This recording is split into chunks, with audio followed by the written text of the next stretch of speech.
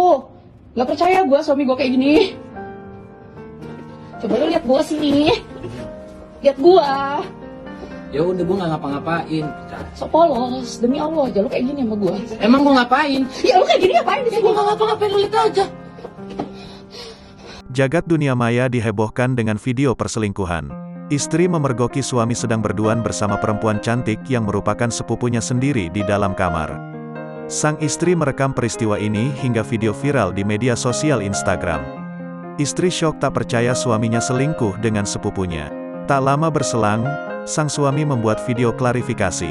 Ia menjelaskan kalau sudah merencanakan peristiwa ini untuk membalaskan dendam. Video ini hanya prank kepada istri karena sebelumnya sang istri sudah terlebih dahulu melakukan prank. Assalamualaikum warahmatullahi wabarakatuh. Jadi kali ini gue bakalan minta bantuan Jihan untuk jadi pelakor dan Dini ya untuk ngedatengin Sabrina ke sini.